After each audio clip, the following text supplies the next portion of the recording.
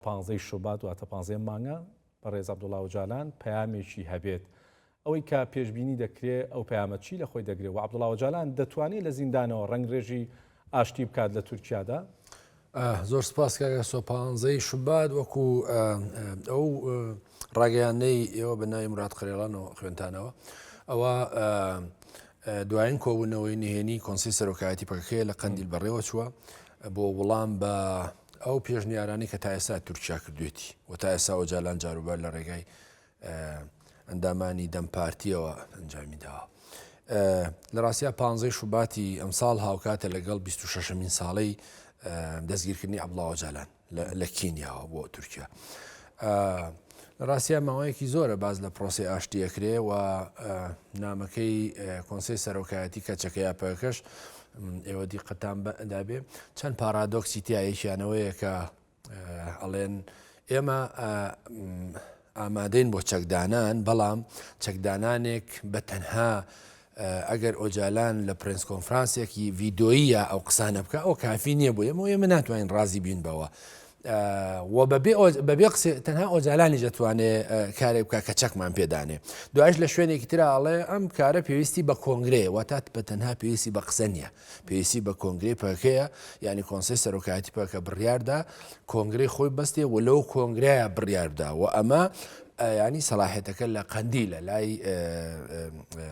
مەسەلەن ئەم حرەکەتەیە حرەکە چەکداریەیە بەڵام لەگەڵەوە شاڵێ ئەبێ ئۆجالان یان بەشداری کۆنگرەکە بکە یانە بێت چەند جارێک هەماهەنگی بکە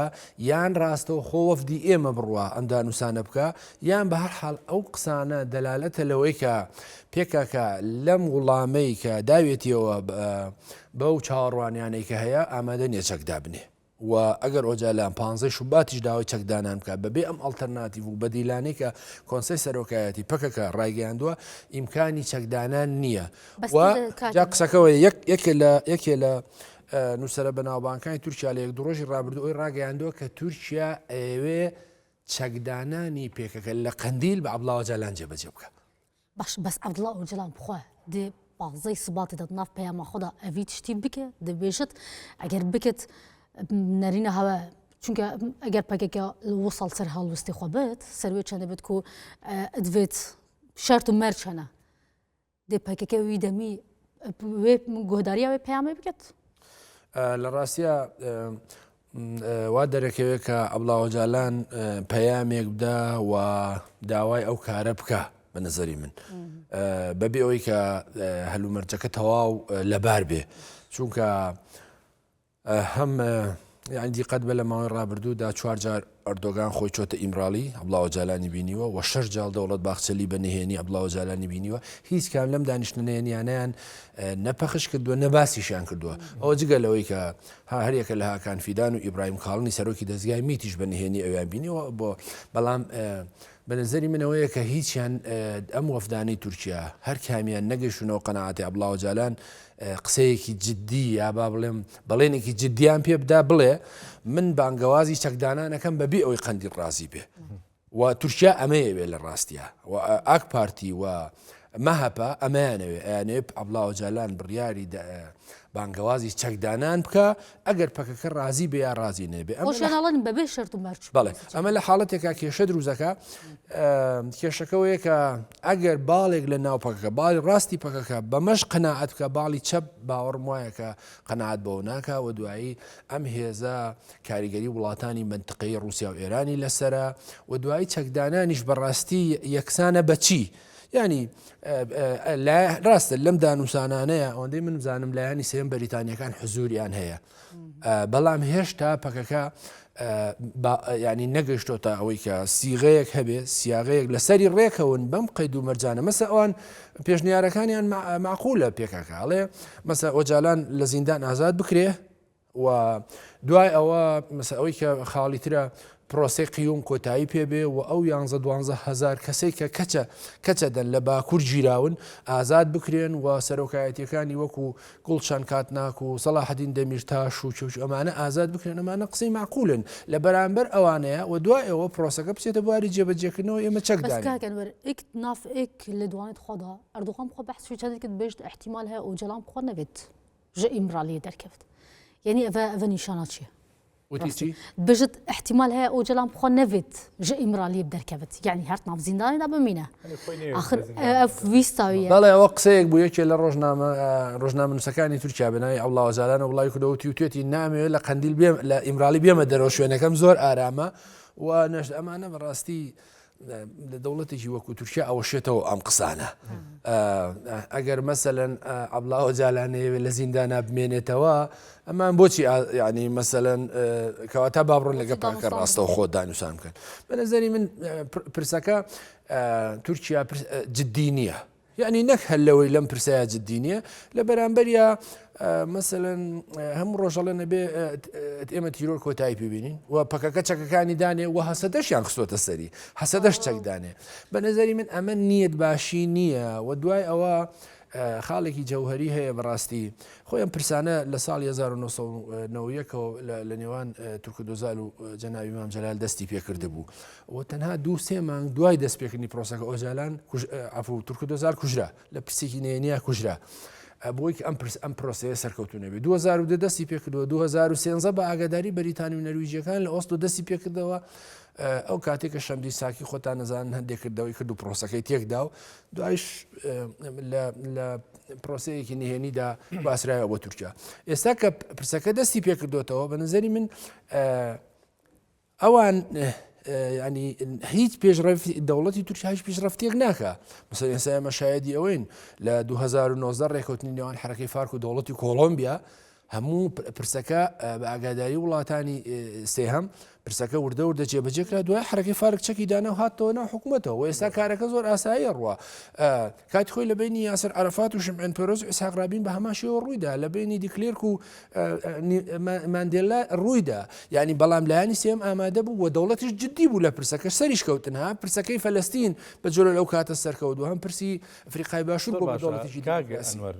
ئەوەی کە دەبینرێ ئێستا لەلایەن تورکیاوە هیچ زمینە سازیەک نییە بۆ ئەم پرۆسەیە زیاتر هەداواکاریەکە ئەم بابەتە پرسێکی تەکتیکی یاخود استراتیژە لای حکوومەتی تورکیا ئوستاز پرسێکە بەو پیۆرانی کە خۆی ئەوێ جێبەجێکە پرسێکی گرنگە بۆی پێکەکە کۆتایی پێبێنن بە دلیلی ئەوەی ساڵان 8 میلیارد دلار بودجێ شەڕێتی و لەولاوە هێزەکانی سووریای دیموکرات لەسەر سنوورەکەین بە قەولی خۆیان نائەمنیان بۆ دروست کردووە و دەوڵەتانی نەیاری تورکیا بەردەوام پشتیان بە پەکەکەوەیە و لەگەڵ ئەوەشە ئوستاز چەند مەترسی جددی هەیە تورکیا ئەیبینەیەکیانەوەیە کە پێی وایە لە هەڵبژارنەکانی داهاتووە ئەگەر ئەم کەیسە ئێستا هەل نەکەن لە هەڵبژارنەکانی داهاتووە جەهەپە بە ئاشتی هەلیەکە و عەبدوڵڵا جالان لە زیندانێنێتە دەرەوە و پرسی کورد بە جۆرە چارەسەرەکە ئیمتیازی پێوەرەگرێ و پێش ئەوەش دەتوانێت دەنجی دەم پارتی و خەڵکی کورد لە باکوور کۆ بکاتەوە بۆی کە پرسەکە کۆتایی پێبێنێ ئەردۆغان کۆتایی پێبێنێ لە هەڵبژارنەکانی 2028 لە سەرۆکایەتی ئەک پارتی ئەمەی زۆر بۆ گرنگە خاڵێکی دووەمیش بە نەزەری من تورکیا و ئەک پارتی و خودی مەهەپە و باخچەلیش بە نظری من هەست بە مەترسێکی جددیەکەن لە منتەقەکەیە دوای ڕووداوەکانی 7 ئۆکتۆبر و 8 دیسەمبەر لە سووریا پیان وایە ئیسرائیل و فەڕەنسا و بەریتانیا و ئەمانە کە بە جددی لە ئەیانەوێت نەخشەی ناوچەکە بگۆڕن و کورد لەم ئاڵگۆڕانەیە شوێن و پێگەیەکی بێجا بوو معلوماتی جەنابەت عەبدوڵڵا جالان لە مانیفستۆی دیموکراتی کە لە زیندان نووسێتی لە بەرگی پێنجەمیە ئەو کات نووسێتی ئەڵێ لە مانیفستۆی شارستانێتی دیموکراتیک ئەڵێ ئەگەر تورکیا پرسی کورچارە سەر نەکە ڕەنگە ئەو پرسە لەلایەن ئیسرائیل و عەرەبستانی سعودیەوە چارەسەر بکرێت ئێستا ئێمە هەست بەم هیناکەین ئێستا نزیک نەبووە ڕێک وایە ئێستا ڕێک هەست بە ماکەین بۆ معلوماتە دەوەی منێڵێم پێش چەند ساڵێک مانیفستۆی نووسیوە لە جالان لە زیندان بەڵام ئێستا وا دیارە کە ئیسرائیل کە دیزاینی ئاڵوگۆڕەکانی خۆرەڵاتی ناوە ڕاستە بە دوای شەڕی ئۆکتۆبەر و ئەم ئەرکەشت خەریکە لە تورکیا وەرەگرنەوە لە تورکیا و ئێران لە منتقەیدن ئیسرائیل و عەرەبستانی سعودی ئەنی ئەم قسەیە ڕێی تێچێت تورکیا هەست بە نیگەرانێکی گەورەکە کاکاسۆ بۆیە پێم وایە ئەوێ پرسەکە هەرچی چۆنێکە چارەسەرکە پێش ئەوەی مثلەن من ئەوەش ناڵێم وەکو هەندێک ڕۆژنامە نووسی کوردی تحلیلی بۆکەنا لە هەفتەیەکی تشتی گەورە ڕووەدا ینی خەوێکی بینیوە ئەوە نا بەڵام من پێم وایە بارودۆخی کورد لە دوای ڕووداوەکانی 7 ئۆکتۆبر و 8 دیسەمبەر ئاڵگۆڕێکی زۆری بەسەرا هاتووە چ لە باشوور چ لە باکوور پرۆسی ئاشتی و لە ڕۆژئاواش و تەنانەت ئەمە لە ڕۆژهەڵاتیش ئیمکانی زۆرە ڕووبدا بۆیە بە نەزەری من یعنی ئەڤریکا بۆ کوردت باکوورژی ڕۆژئاواژی دەرفەتە پێویست ناکرد هەندێک تەنازولاتی تەین بکن ئەش بۆ ئاشتی یانژی پێویستە هەندێکا بکن چونکە دەرفەتەکە زێڕین بژن هاتی بەردەستێ خانم پێم وانە هیچ شۆڕشێک بە ئاسانی تەسلیمی دەوڵەتە داگیرەکان کرابێ شۆڕشە کاتی خۆشیەکێتی نیشتیمانی لە دانووسان 1940 بە ئاسانی تەسلیمی نەبوو کە مەفەن زۆریش چوو بۆ پێشەوە بەڵام کاتێک ئاگاتە سەرمافەقیەکانی خەڵکی کوردستان و داخوازیەکانی و بەرحەقبوونی کێشەکەی ناتوانانی تەسلیمی بی جا قسەکە لە ڕسەرەوەی بەڕاستی تۆ دیقەت بە لە 76 پێکەکە دروست بووە لە 84 خەباتی دەکجاری دەست پێ کردووە ینی خۆشتان لە بیرتان دێ تانسۆچیلەری سەرۆگۆزیران ساڵی 1993 هەفتەی جارێکی گوت قسەیەکی بە ناوبانگی کرێگو یا پەکەکە وەتایی پێێنم یا پەکەکە کۆتایی پێێنم مەسەلەن لە 93 تا 2025 نیانتوانی پەکە پێ کۆتایی بێن و بە تایبەتی لە سەردەمی حکمی ئاکپارتی بەردەوام ئۆپراسیۆنی چنگی قفڵ چنگی هەڵۆ بەهاری نازام چی هەموو ئەمانە بەڕاستی نەیتوانی ئامانجەکانی بەدی بێنە کە پەکەکە دەربکەن لەو منتقە سنووریانە لە هەرێمی مەدیا یعنی ئێستا لەو بانگەوازەی کە پێکەکە داوێتی لە کۆتایی قسەکانیشە ئەوەژەڵێ ئەگەر ئەم پرسە نەگاتە ئەنجام ئێمە تەکنیکی شەرمان گۆڕیوە و ئەتوانین مەسەرەن بەسەر هێرشی درۆنی و تەکنیکی درۆنی تورکیاشە سەرکەوین لەبەرەوە تورکیا بە نظری من یعنی لە بواری شەڕا ئوستاس بەو هەموو ئیمکانەتی خستوێتی گەڕ بەو هەموو هاوپەیمانێتی لە باشوور و لە منتەقەکە هەیەی نەیتوانیوە بە هەر حاڵ کۆتایی بەم خەباتی چەکداری پارتی کرێکارانی کوردستان بێنێ بەڵام لە دوای ئەم ئاڵوگۆڕانە ئێستا نەکرد نەیتوانی کۆتایی بۆ بێنێ ئێستا هێزەکانی سووریای دیموکرات کە نزیکن لە ڕووی ئیدۆلۆژی و فکری و سیاسیەوە لە پارتی کرێکارانی کوردستان یعنی تا دێ مەسەلەن ئیمکاناتێکی گەورە بەدەستەخەن ئەبن خەریکە ئەبن بۆکو خۆیانە لەن تورکیا لە ڕاستیاوانە بەڵام مەترسیە بن لەسەر سنوورەکانیان بۆیە مەسەلەن تۆ دیقەت بە ئەردۆگان دوێنێ پێرە لە پێشوازی لە ئەحمەد شەرع لە ئەنقەرە ینی هەموو تموحی ئەوەیە یعنی یەکەم و دوایین داواکاری تورکیا لە ئەحمەد شەرع ئەوەیە کە هەموو پشتیوانیشی یەکەن بە شەرتی شەڕی هەسە دەبکە و چوونەوەی هێزەکانی ئەحمەد شەرع و سووریای دەوڵەتی سووریای کاتی بۆ ئەفرین بۆ ئەوەیە بۆ یەک ئەم بەریەکەوتنانە دروست بێ وردە وە کێشە دروست بێ ینی تورکیا ئەگە قسەکەی نیەتی جددی بێ لە پرسی ئاشتی بنظری من ئەبێ عەلەنی یەکەم شت دەبێ عەبدوڵڵا ئۆجالان لە زیندان ئازاد بکە کاک ئەنوەر ئەگەر هاتوو ئەم داواکاریانی کە با بڵین قەریلان داوایەکە وەکو پەکەکە لە قەندیل ئەگەر هاتووەمانە ئەنجام نەدراو و